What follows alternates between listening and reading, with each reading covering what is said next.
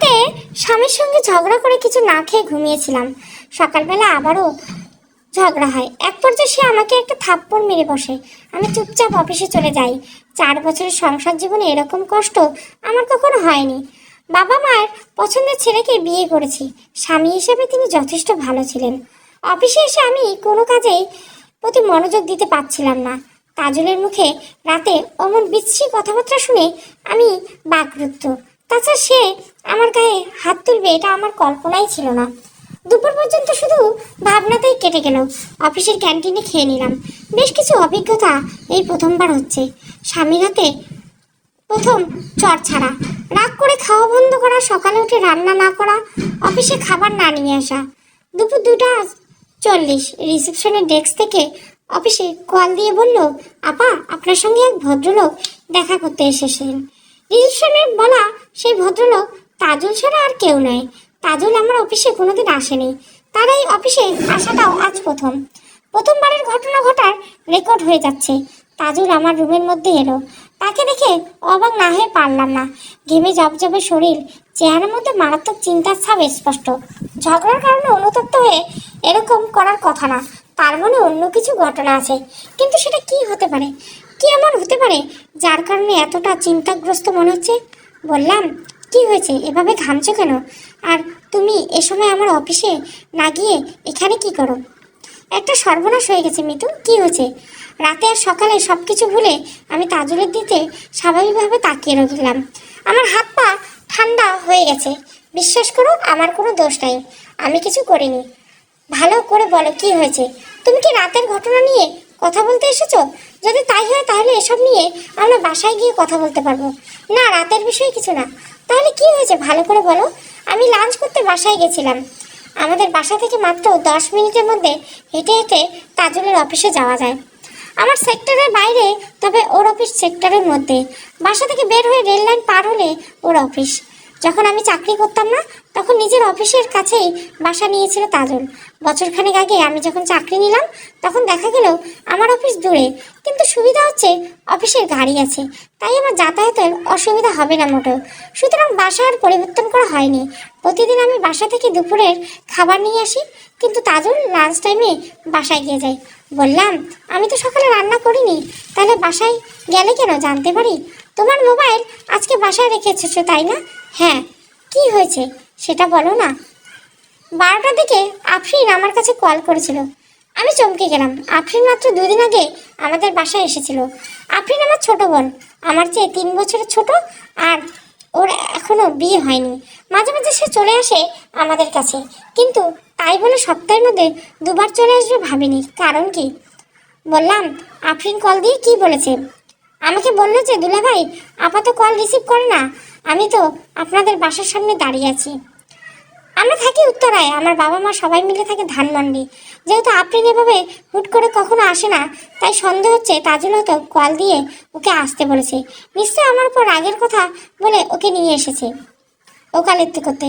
বললাম, আফরিনকে আমাদের ঝগড়ার কথা বলতে গেলে কেন? আমি তো বলিনি কিছু। সে আমাকে হঠাৎ কল দিয়ে বলল সে আমার বাসার সামনে। আমি তাকে আমার অফিসের সামনে যেতে বলি। তারপর আফরিন আমার অফিসের সামনে গেলে আমি ওকে বাসায় চাবি দিলাম। আফরিন বাসায় চলে গেল। যাওয়ার সময় শুধু বললাম, তোমার আপা সকালে ঘুম থেকে উঠতে দেরি হয়ে গেছে, তাই সকালে রান্না করেনি। আফরিন বলল, ঠিক আছে দুলাভাই, আমি তাহলে বাসায় গিয়ে রান্না করে রাখবো, আপনি খেতে চলে আসবেন দুপুরে। আমি বললাম, সমস্যা নেই, তুমি রান্না করে খেয়ে নিও, আমি বরং আজ হোটেলে খাবো। ও বলল, তা কি করে হয় দুলাভাই, আপনার অফিস তো কাছেই, আপনি বাসায় চলে আসেন। একটু থেমে তাজুল আবার বলল, 1:30টার দিকে আমি অফিস থেকে বের হলাম, কারণ এর আগে 3বার কল করেছে। রেল লাইন পার হয়ে আমি আফরিনের নাম্বার কল দিলাম। আফরিন কল রিসিভ করলো না। রেল লাইনের পাশের বাজার থেকে 2 কেজি দই কিনে বাসায় গেলাম। তুমি পরশু বলেছিলে দই কিনতে। আফরিন তখন একটা মেসেজ দিয়ে বলল, কল দিতে হবে না, আপনি চলে আসেন। বাসায় গিয়ে দেখি ফ্ল্যাটের দরজা খোলা। আমি আস্তে আস্তে ভিতরে প্রবেশ করে ডাকি। আফরিনের নাম ধরে ডাকতে থাকি, কিন্তু কোনো সাড়া শব্দ পাওয়া যায় না। দিনের মধ্যে কেন জানি ভয় হতে লাগলো। এমন তো হবার কথা নয়। তারপর আমাদের রুমের মধ্যে গিয়ে দেখি তাজ্জুল থেমে গেল। ওর চোখ মুখ ফ্যাকাশে হয়ে গেছে। আমি আর ধৈর্য ধরতে পারলাম না। আমাদের রুমের মধ্যে কি হয়েছে? আমি বলতে পারবো না, তুমি আমার সঙ্গে চলো এখনই, বাসায় গিয়ে দেখবে। ন্যাকামি করো না তো, বলো কি হয়েছে। আমাদের বিছানার উপর আফরিনের লাশ পড়ে আছে, ওর ওড়না দিয়ে ওকে ফাঁস দেওয়া হয়েছে, চোখগুলো এখনো খোলা, তার্জুল কাঁপছে। আমার শরীরও তখন কাঁপা শুরু হলো। আমি অস্পষ্ট গলায় বললাম, আফরিনের কি হয়েছে বললা? তার্জুল আমার হাতটা টেবিলের উপর ধরেই বলল, মিতু বিশ্বাস করো, আমি কিছু জানি না। আমি শুধু ওকে চাবি দিয়েছিলাম, কিন্তু আমি বাসায় যাবার আগেই কেউ হয়তো আমাদের বাসায় গিয়ে ওকে খুন করেছে। আমার দম বন্ধ লাগলো। তাড়াতাড়ি চেয়ার থেকে উঠে গেলাম, কাউকে কিছু না বলে অফিস থেকে বের হলাম। তার্জুল আমার পেছনে পেছনে আসছে আর বলছে, আমি এখনো কিছু কাউকে বলিনি, বিশ্বাস করো আমার খুব ভয় লাগছে। আমি রুমের মধ্যে কিছুক্ষণ দাঁড়িয়ে থেকে তাড়াতাড়ি দরজা বন্ধ করে সরাসরি তোমার কাছে আসছি। একটা সিএনজি নিয়ে আমরা দুজনে একসঙ্গে বাসায় এলাম। দারোয়ান আমাকে দেখে অবাক হয়ে বলল, ভাবি আপনাকে এমন লাগছে কেন? আর এমন সময় আপনি বাসায়? কোথাও কিছু হয়েছে নাকি? ফ্ল্যাটের মধ্যে এসে আমাদের রুমের মধ্যে দেখি সত্যি সত্যি আমার বোনটা চিরদিনের জন্য ঘুমিয়ে গেছে। না না, কেউ ওকে ঘুম পাড়িয়ে দিয়েছে। তার জন্য নিচ থেকে আসার সময় দারোয়ান বলেছিল বাড়িওয়ালাকে আমাদের বাসায় পাঠাতে। একটু পরে সদর দরজায় বাড়িওয়ালার কণ্ঠের আওয়াজ শোনা গেল। তার জন্য তাকে বেডরুমে নিয়ে এলো। আমি তখন ফ্লোরে বসে আছি, কোনো কিছু বলার মতো ভাষা আমার মুখ থেকে হারিয়ে গেছে। বাড়িওয়ালা তখন তার্জুনের কাছে কি হয়েছে সব শুনতে শুনতে পুলিশের কাছে কল করে। ধানমন্ডিতে বাবা মার কাছে খবর দেওয়া হয়। আপন ছোট বোনের এমন লাশ দেখে একসময় আমি অজ্ঞান হয়ে যাই। যখন জ্ঞান ফেরে তখন আমার চারিদিকে অনেক মানুষ ঘিরে দাঁড়িয়ে আছে। সামনে তার্জুন দাঁড়িয়ে আছে, কিন্তু ওর হাতে হ্যান্ডকাপ পরানো। ওসি সাহেব আমাকে জিজ্ঞাসা করলেন, আপনি কি এখন ঠিক আছেন? আমি কিছু না বলে তাকিয়ে রইলাম। ওসি সাহেব আবার বললেন, আমরা ঘটনার প্রাথমিক কিছু কথাবার্তা শুনলাম।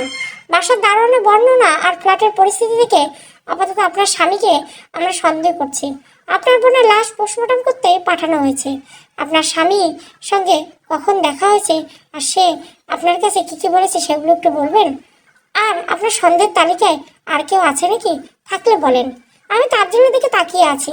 অসহায় দৃষ্টিতে তার্জুল আমার দিকে তাকিয়ে রইল। আমি একটু একটু করে সব বললাম পুলিশের কাছে। তারপর পুলিশ তার্জুলকে থানায় নিয়ে গেল। বাবা পুলিশের কাছে মামলা করে এলো।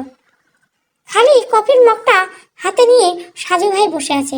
কফি খেতে খেতে মৃত্যুর কাছ থেকে এতক্ষণ ধরে সব কিছু শুনছিলেন।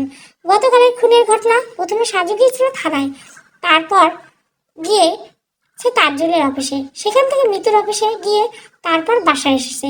সাজু ভাই বললেন, সব কিছু তো বললেন মিসেস মৃত্যু, বাট 4 বছরের মধ্যে প্রথম ঝগড়া কেন হয়েছে সেটা তো বললেন না। মৃত্যু বললেন, সেরকম কোনো বিষয় না। আর একটা প্রশ্ন, আপনি বলছেন আপনি অফিস ক্যান্টিন থেকে দুপুরে লাঞ্চ করছেন, কিন্তু আমি খবর নিয়ে এলাম যে আপনি অফিসে লাঞ্চের সময় অফিস থেকে বের হয়ে আসলেন এবং প্রায় 1.5 ঘন্টা পরে অফিসে প্রবেশ করছেন। মৃত্যু চুপ করে রইল।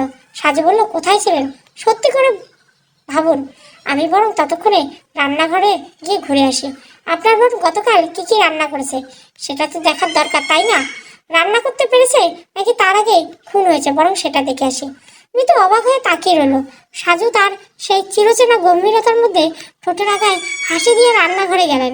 পুলিশ গতকালের সব কিছু দেখে গেছে। একবার সাজু চারিদিকে তাকিয়ে অবশেষে ফ্রিজটা খুলে ভিতরে উকি দিলেন। অবাক হয়ে 5 মিনিটের মতো তাকিয়ে থেকে আবারও মৃত্যুর কাছে এসে বললেন, আপনার স্বামীকে না নিয়ে পুলিশ আপনাকে ধরে নিয়ে গেলে বেশি ভালো হতো।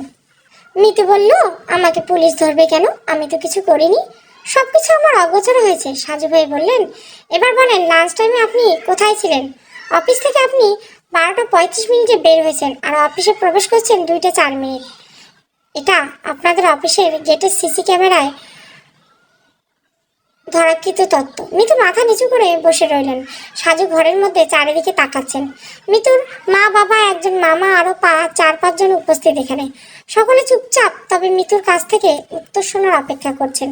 সাজু বললেন, আপনি উত্তর দিলে তারপর আমি কিন্তু দ্বিতীয় প্রশ্ন করব। আমার অফিসের কলিগের সাথে বাইরে ছিলাম। তার নাম কি ফয়সাল? জি। আপনি কিভাবে জানেন? জানবো না কেন? সকালবেলা যেহেতু আমি আপনার অফিসে গিয়ে খোঁজ নিয়ে এসেছি, সুতরাং এতটুকু কথা জানা খুব বেশি আশ্চর্য নয়। না কিছু না, আসলে আমি সারাক্ষণ কাজের মধ্যে অমনোযোগী থাকার কারণে ফয়সাল সাহেব আমাকে বারবার জিজ্ঞাসা করে মন খারাপ কেন। এটা জানার জন্য তিনি ব্যাকুল ছিলেন। আমি বলেছি যে বাসায় সামান্য রাগারাগি হয়েছে। তারপর আমাদের অফিসে 12টা থেকে লাঞ্চের সময় শুরু হয়। ফয়সাল সাহেব সবসময় ক্যান্টিনে লাঞ্চ করতেন। আমি খাবার নেইনি শুনে তিনি তার সঙ্গে খাবার খেতে অনুরোধ করেন। তারপর আমরা দুজন মিলে ক্যান্টিনে না গিয়ে বাইরে যাই। অফিস থেকে বের হয়ে একটা রেস্টুরেন্টে গিয়ে লাঞ্চ করি। সেই রেস্টুরেন্টের অফিস থেকে কত দূর, মানে আসা যাওয়া কতক্ষণ লাগবে, তা ধরুন 15-30 মিনিট। সবকিছু সত্যি বলেন, কারণ আমি সবকিছু কিন্তু যাচাই করব। সত্যি বললাম। সেখানে গিয়ে আমরা দুজন খাবার খেলাম, তারপর কফি খেলাম, এরপর কিছুক্ষণ কথাবার্তা বলে অফিসে গেলাম। আসলে আপনি ভুল বুঝবেন না, আমি সকাল থেকে মানসিক যে চিন্তার মধ্যে ছিলাম সেটা দূর করার জন্য আমি এটা করেছিলাম। আপনি বাসায় আসেননি তাই তো? কখনোই না। আপনি আমাদের বাসায় যিনি দারোয়ান তাকে জিজ্ঞাসা করতে পারেন। নিচে গেটে সিসি ক্যামেরা আছে, সেটাও চেক করতে পারেন। আমি সকালে অফিস যাওয়ার পর একা বাসায় আসেনি, তাজুল আমাকে নিয়ে এসে পর একসঙ্গে এসেছি। সাজু আর কিছু বললেন না। ঝগড়ার বিষয় নিয়ে সে সরাসরি তাজুলের সঙ্গে কথা বলতে চায়। সাজু মিতুর বাবা মার কাছে গিয়ে দাঁড়িয়ে রইল। মিতুর বাবা সাজুর চোখে চোখ রেখে বলল, আমার এত সুন্দর মেয়েটাকে কেন এভাবে মেরে ফেললো বাবা?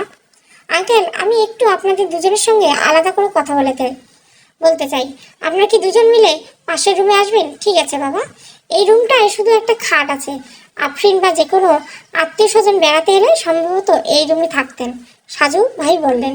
আঙ্কেল, আপনার মেয়ের উপর থেকে আমার সন্দেহ দূর হচ্ছে না। মিতু ও আফরিনের এই দুই বোনের সঙ্গে সম্পর্ক কেমন ছিল? খুব ভালো সম্পর্ক ছিল। ওদের তো কখনো তেমন ঝগড়া হয় না। বরং বাসায় আমি যখন পড়াশোনায় কিছু বলতাম তখন আফরিন বলতো যে আপুর কাছে চলে যাব, তোমরা একটু শান্তিতে থাকতে দাও না। মিতুর মা ফুপিয়ে কেঁদে উঠে বলল, এবার ওকে চিরদিনের মতো শান্তিতে থাকতে দিল। সাজু বললেন, আপনার মেয়ে শুধু দুটো, এদের নামের কোনো আলাদা অ্যাকাউন্ট আছে? হ্যাঁ আছে, গ্রামের বাড়ির বাজারের মধ্যে অনেক বড় একটা জমি ছিল আমাদের। জমিটা বিক্রি করতে হয়েছিল। জমি বিক্রির পুরো টাকা আমি আমার দুই মেয়ের অ্যাকাউন্টে সমান ভাগে ভাগ করে দিই। পরিমাণ কত? 30 লাখ টাকা। মিতুর 15 আর ছোট মেয়ের আফরিনের 15 লাখ। তবে মিতুর টাকা নাই, কোনো এক এনজিও বা না কিসে যেন সবগুলো জমা করেছিল বেশি লাভের আশায়। আমি অবশ্য জানতাম না সেই এনজিও দেশ থেকে চলে গেছে। মিতুর সম্পূর্ণ টাকাটা শেষ হয়ে গেছে। তাদের দুজনের নামে অ্যাকাউন্টে নমিনি কে ছিল, মানে যদি কেউ মারা যায় তাহলে তার টাকা কে তুলবে? মিতুর নমিনি আফরিন আর আফরিনের নমিনি মিতু ছিল। যেহেতু এরা দুই বোন, তাই কেউ যদি মারা যায় তাহলে তার টাকা যেন অপর বোন পায়, সেজন্য এই ব্যবস্থা করেছিলাম। আপনাকে কি মনে হয় যে সেই টাকার জন্য মিতু আফরিনকে হত্যা করছে আর নিজের কাঁধে দোষ যেন না পড়ে সেজন্য স্বামীর উপর দোষ দিয়ে পার পেয়ে যাচ্ছে? এসব কি বলছো বাবা? আঙ্কেল, ওসি সাহেব আমাকে বললেন যে আপনার বড় মেয়ের জামাইয়ের সম্ভবত ছোট মেয়ের সঙ্গে পরকীয়া ছিল। হয়তো এসব বিষয় নিয়ে কিছু একটা হয়েছে, তাই তাজুল সাহেব আফরিনকে খুন করেছে। এটা হতে পারে না, আফরিন এরকম মেয়ে না। তাছাড়া ওর পছন্দের একটা ছেলে আছে। আমি অবশ্য সেই ছেলের পরিচয় জানি না। তাহলে কি এরকম কিছু হতে পারে যে আফরিন চাবি নিয়ে বাসায় তার বয়ফ্রেন্ডকে নিয়ে এসেছিল, তার সঙ্গে আপা দুলাভাইয়ের বাসায় একান্তে নিরিবিলি কিছুক্ষণ গল্প করতে? মিতুর মা বললেন, আমার মেয়েটা গতকাল মারা গেলেও এখনো তো দাফন হল না, আর আপনি এসব কি বলেন? সাজু চুপ করে গেল, বলল, আন্টি আমি দুঃখিত। আসলে সম্ভাবনা করতে গিয়ে অনেক কিছু বলতে হয় আমাদের। 2 মিনিটের মতো কিছু একটা ভাবতে লাগলো সাজু ভাই। তারপর মিতু বাবা মার দিকে তাকিয়ে বলল, আমি আপাতত চলে যাচ্ছি, দেখি বাসার নিচে দারোয়ানের সঙ্গে কথা বলি। তাছাড়া আরেকবার একটু থানায় যেতে হবে, তাজুল সাহেবের সঙ্গে কথা বলতে হবে। মিতুর বাবা বলল, বড় জামাই আমার মেয়েকে খুন করেছে? হয়তো সে জোর করে আমার মেয়ের সঙ্গে খারাপ কিছু করতে চেয়েছে। তারপর আফরিন রাজি হয়নি, বরং তাজুলকে উল্টো হুমকি দিয়ে বলেছে সে তার আপুকে সব বলে দিবে। তাই নিজের ইজ্জতের জন্য তাজুল খুন করেছে, তাই তো? জি, এটাই হবে। আপনারা ওকে রিমাইন্ড নিয়ে জিজ্ঞাসাবাদ করেন, দেখবেন সব স্বীকার করে। ঠিক আছে, দেখি পুলিশ কি করে। সাজু বের হয়ে গেল। ড্রয়িং রুমে বাড়িওয়ালা বসে আছে চুপচাপ। বেচারা পড়েছে বিপদে। এলাকায় হয়তো আফরিন হত্যাকাণ্ডের ঘটনা প্রচার হচ্ছে। সাজুকে দেখে বাড়িওয়ালা বলল, তেমন কিছু বের করতে পারলো বাবাজি? না আঙ্কেল, তবে আমরা চেষ্টা করছি। পুলিশ এবং আপনারা একটু তাড়াতাড়ি করেন দয়া করে। মান সম্মান যা যাবার তা তো গেছে। এখন যত তাড়াতাড়ি সম্ভব আসল অপরাধী ধরা না পড়ে ততদিন আমি শান্তিতে থাকতে পারবো না। আমি একটু আপনার দারোয়ানের সঙ্গে কথা বলতে চাই। চলুন এক্ষুনি নিয়ে যাচ্ছি। 3 তলা থেকে সিঁড়ি দিয়ে নামতে নামতে বাড়ির মালিক বলল, রাস্তার অলিতে গলিতে চায়ের দোকানে সবাই আমার নাম ধরে ধরে বলে, সিদ্দিক সরকারের বাড়িতে একটা মেয়ে খুন হয়েছে। আজ সকালে এখানকার একটা পত্রিকার মধ্যে নিউজটা এসেছে দেখলাম। সেখানে লেখা ছিল, খুন হওয়া মৃত আফরিনের বোন দুলাভাই অত্র এলাকায় সিদ্দিক সরকারের বাড়িতে ভাড়া থাকতো। এবার বলেন তো কতটা টেনশনে আছি। এই বাসায় এখন মানুষ ভাড়া নিতে ভয় পাবে, বলবে বাড়ির কোনো নিরাপত্তার ব্যবস্থা নেই। অথচ আপনি দেখেন সেক্টরের মধ্যে সব থেকে সুযোগ সুবিধা সেরকম সব কিছু আছে আমার বাড়িতে। ভদ্রলোকের কষ্ট পাওয়া স্বাভাবিক, এত কিছু যখন ঘটে গেছে তখন আর কি করার। কিন্তু তিনি চান দ্রুত এই মামলা শেষ হোক, আর তিনি যেসব ভাড়াটি আছে তারা নিশ্চিত হোক। নাহলে যদি এরকম সকাল বিকেল পুলিশ আসে তাহলে তো সবাই বিভ্রান্ত হয়ে যাবে। দারোয়ান বয়স 30-এর মধ্যে, পরিশ্রম আর দারিদ্রতার জীবন চেহারা বয়সের তুলনায় বেশি মনে হচ্ছে। সিদ্দিক সরকার তাকে ডাক দিতে সে দৌড়ে এলো। সরকার বলল, তিনি যা যা জিজ্ঞাসা করবেন সবকিছু ঠিক ঠিক উত্তর দিবি, কিন্তু কোনো কিছু গোপন করার চেষ্টা করবি না রফিক। ঠিক আছে স্যার। নিচতলা পুরোটা ফাঁকা, গাড়ি পার্কিং করার জন্য এভাবে ফাঁকা রাখা হয়েছে। সিসি ক্যামেরা সেট করা হয়েছে গেটের ভিতরে, লিফটের জন্য জায়গা রাখা হয়েছে, কিন্তু বাস্তবায়নে হয়তো ভবিষ্যতে লিফট লাগানো হবে। সাজু বলল, আপনি একদম বিচলিত হবেন না রফিক ভাই, আমি শুধু নর্মাল কিছু প্রশ্ন করে চলে যাব, ভয় পাবার কোনো কারণ নেই। আপনাকে দেখে ভয় লাগে না স্যার? গতকাল পুলিশ দেখে বহুত ভয় পাচ্ছি, তারা যখন বারবার জিজ্ঞাসা করছে তখনও ভয় পাচ্ছি, কিন্তু আপনি একটু আলাদা। তাজুল সাহেবের স্ত্রী ছোট বোন গতকাল এই বাসার সামনে কখন আসেন? 12টার দিকে স্যার। প্রথমে গেটের সামনে দাঁড়িয়েছিল, আমি বললাম যে ভেতরে আসেন, সে বলল তার কাছে চাবি নেই, আর তার আপা কল রিসিভ করে না। তারপর এখানে দাঁড়িয়ে তাজুল স্যারের সাথে কল দিল। কথা শেষ করে আমাকে বলল আমি দুলাভাইয়ের কাছ থেকে চাবি নিয়ে আসি। আপনি তো তাকে আগে থেকে চিনতেন? হ্যাঁ চিনি, এই বাসায় তো অনেকবার এসেছে। আহারে, আজ থেকে আর আসবে না। মানুষের জীবনে কিছুই হয় না, মরলে সব শেষ। তারপর আধা ঘন্টা পর চাবি নিয়ে ফিরেছি। মোবাইলের কথা বলতে বলতে উপরে চলে গেল। কিরকম কথাবার্তা সেটা কি মনে আছে? স্যার আমার মনে নেই, তবে কিছুটা হয়তো সিসি ক্যামেরায় রেকর্ড আছে। আমাদের এই ক্যামেরায় ভিডিও অডিও দুটোই রেকর্ড হয়। ঠিক আছে, সেটা চেক করব। তাজুল সাহেব অফিস থেকে কখন এসেছে? আর সে আসার আগ পর্যন্ত অপরিচিত কাউ কি এসেছে? অপরিচিত কেউ আসে নাই স্যার, যারাই আসা যাওয়া করেছে সবাই এই বিল্ডিং এর মানুষ। সাজু আর কিছু জিজ্ঞাসা করলো না। সিদ্দিক সরকারের সঙ্গে সিসিটিভি ফুটেজ চেক করতে গেলেন। সবকিছু দেখে নতুন কিছু পাওয়া গেল না, শুধু আফরিনের কথা ছাড়া। আফরিন মোবাইলে কথা বলতে বলতে যখন ক্যামেরার কাছাকাছি অবস্থান করছে, তখন মোবাইল কার কাছে যেন বলেছিল, তুমি তো জানো আমি এক কথার মানুষ, আমি বাসা থেকে আপার বাসায় চলে এসেছি। বিকেলে তোমার সঙ্গে জমিরুদ্দিন মোড়ে বিএসসি তে দেখা হবে। এমন সময় সাজুর মোবাইলে কল আসে। কল দিয়েছে সাজুর সেই পরিচিত বড় ভাই হাসান। বলেন ভাই।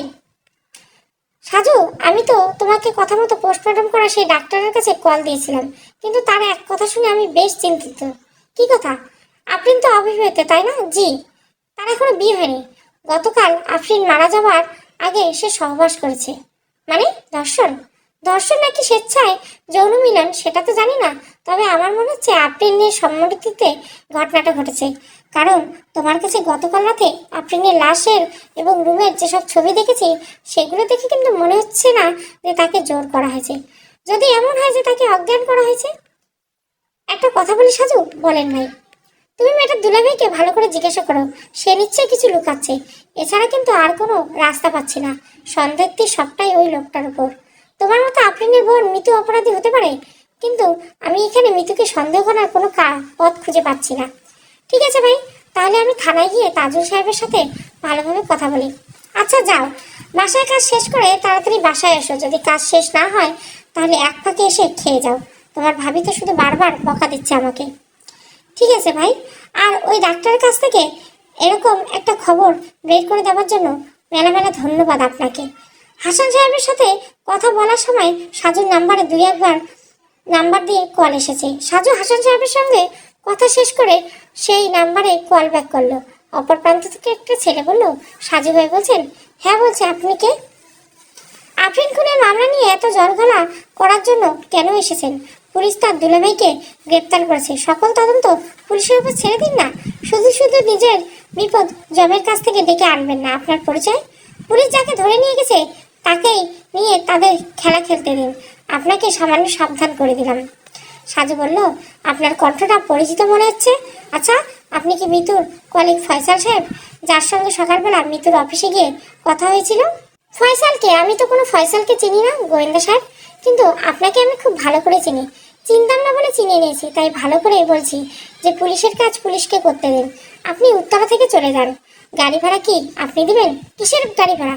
এই যে আমাকে উত্তরা থেকে চলে যাওয়ার জন্য পরামর্শ বা হুমকি দিচ্ছেন, তো উত্তরা থেকে তো হেঁটে হেঁটে যেতে পারবো না। সাজুর এমন রসিকতার কারণে অপর প্রান্তে কথা বলার কণ্ঠ পরিবর্তন হয়ে গেল। মানে মোবাইল অন্য কেউ টেনে নিয়ে বলছে, ওই গোয়েন্দার বাচ্চা, তোর অনুসন্ধান আমি তোর মুখ দিয়ে পেছন থেকে বের করে দেব। বেশি পাকামি না করে যা বলছি তাই কর। ঠিক আছে ভাই, চলে যাব। এই তো বুদ্ধিমানের কথা। আমি চলে যাব ঠিকই, কিন্তু সেটা আপনার সঙ্গে সামনাসামনি কথা বলার পর। মানে আমি আফরিনকে যারা হত্যা করেছে তাদেরকে যেভাবেই হোক খুঁজে বের করব। আর আমার বিশ্বাস সেই দলের মধ্যে আপনিও খুব ভালোভাবে জড়িত আছেন। চুপ কর শালা গোয়েন্দা, আমি আফরিনের খুনের ব্যাপারে কিছু জানি না। তাহলে আপনার মাথা ব্যথার কারণটা জানতে পারি মাস্টার মশাই? এখানে অনেক কাহিনী জড়িয়ে আছে, আমি চাই না সেগুলো বেরিয়ে আসুক। তোকে আবারও বলি, তুই এসব থেকে দূরে থাক। আপনি যদি খুন না করেন তাহলে আপনার মাথা ব্যথার একটা কারণ অবশ্যই আছে। মানে হচ্ছে আফরিনের মৃত্যুর কিছুক্ষণ আগে সে কোনো পুরুষ সঙ্গে সহবাস করছে। আমার মনে হয় আপনি সেই ব্যক্তি। শালা তোকে তো আমি কল কেটে দিয়ে সাজু আবার কল ব্যাক করলো, কিন্তু নাম্বার বন্ধ। বড় ভাই হাসানকে এই নাম্বারটা মেসেজ করে পাঠিয়ে দিল। অটো কল রেকর্ড চালু করে থাকে সবসময়। সাজু ভাই বাড়িওয়ালার কাছে গিয়ে বলল, বিএফসিটা কোন দিকে? সিদ্দিক সরকার বললেন, সেক্টর পার হয়ে ঢাকা গাজীপুর হাইওয়ে জমিরুদ্দিন মোড়ের কাছে। আফরিন ওখানে কার সঙ্গে দেখা করতে যেতে চাইছিল? কেউ হতে পারে। কথার ধরন তো আপনজন কেউ মনে হচ্ছে, যেমন কি বয়ফ্রেন্ড হতে পারে। আজকাল ছেলেমেয়েরা প্রেমের সম্পর্কে একটু বেশি জড়ায়। আপনারা জড়াননি কখনো? জি মানে? বাদ দেন না, ঠাট্টা করলাম। তদন্ত করতে এসে যে সারাক্ষণ শুধু মুখ গম্ভীর করে থাকবো তেমনটা তো নয়, তাই না? তা ঠিক আছে, কিন্তু আপনি কার সঙ্গে কথা বললেন? কে আপনাকে উত্তরা থেকে চলে যেতে হুমকি দিচ্ছেন? সেটাই খুঁজে বের করতে হবে সরকার কাকা। এখানে কি তাজুলের কাছে থানায় যাবেন? ওকে জিজ্ঞাসা করবেন নাকি? ভেবেছিলাম তো তাই করবো, কিন্তু দ্বিতীয় কল এসে একটু ভাবনায় ফেলে দিল। আপাতত মিতুর অফিসে যেতে হবে আর একবার, তারপর সেখান থেকে থানায় যাব। ঠিক আছে, আপনার তদন্তের কাজ আমাকে যখন দরকার হবে জানাবেন। আপনাকে সর্বস্ব সাহায্য করার চেষ্টা করব। আপনি আমার নাম্বারটা রাখুন। মেলা মেলা ধন্যবাদ আপনাকে। আজকে আর হয়তো হাসবো না, আগামীকাল সকালে আবার আসতে পারি। আপনার বসার প্রতিটি ফ্ল্যাটে কিছু কথাবার্তা বলতে হবে। কেন? বাচ্চাদের মতো কথা বলেন কেন? কিন্তু তিনতলার খুনের জন্য সম্পূর্ণ বাড়ির ভাড়াটিদের জিজ্ঞাসাবাদ করলে কেমন দেখা যায় বলেন? তাদের কি দোষ? আঙ্কেল, একটা বিষয় ভাবুন। আপনার সামনে সিসি ক্যামেরার ভিডিও চেক করলাম, সেখানে অপরিচিত কারো আগমন ঘটেনি। তার মানে তো খুনি আপনার বিল্ডিংয়ের মধ্যে ছিল, তাই না? কি বলছেন এসব? সাজু দারোয়ানের দিকে তাকিয়ে বলে, রফিক ভাই, আপনি একটা কাজ করবেন। বাসায় কে কখন বের হয় আর প্রবেশ করে সেগুলো নজর রাখবেন। কারো আচরণে সন্দেহ হলে আমাকে জানাবেন।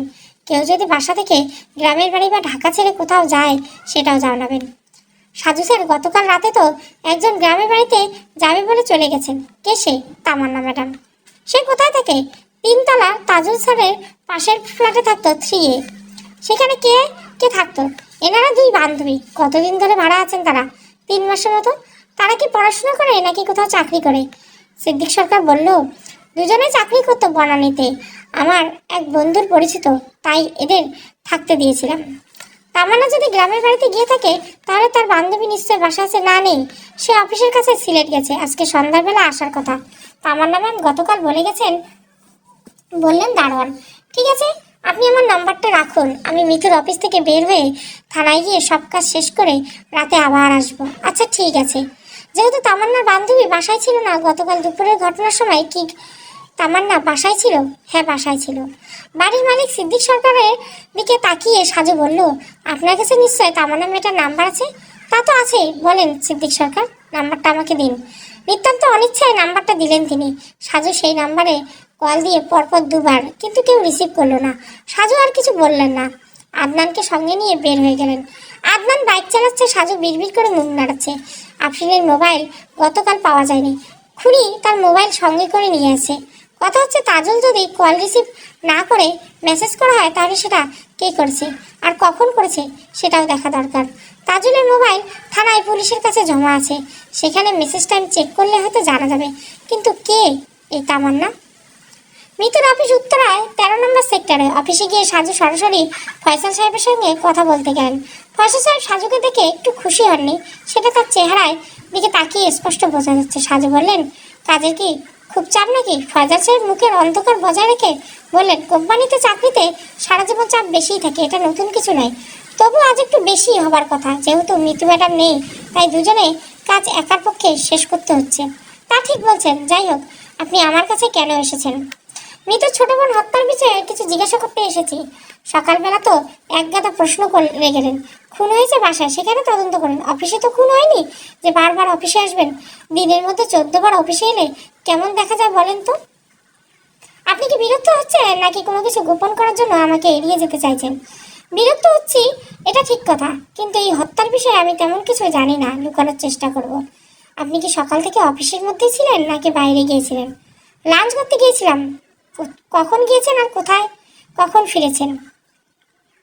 আপনার আসার কিছুক্ষণ আগে এসেছি। সাজু নিজের ঘড়ির দিকে তাকিয়ে রইল, তারপর ফয়সাল সাহেবকে বললেন, কয়টা বাজে দেখুন।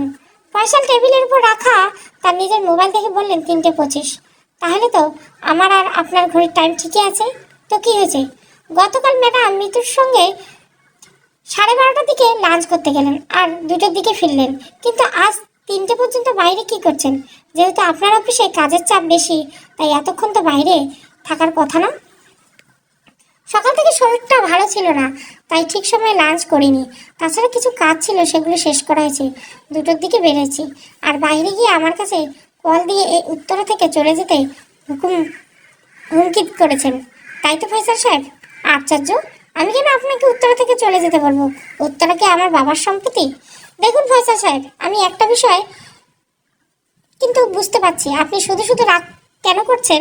আপনার তো সকাল থেকে শরীর অসুস্থ, তার উপর আবার রাগ করেন কেন? আপনি কি আমার সঙ্গে ফাজলামো করেন? ছি ছি, তা কেন করবো?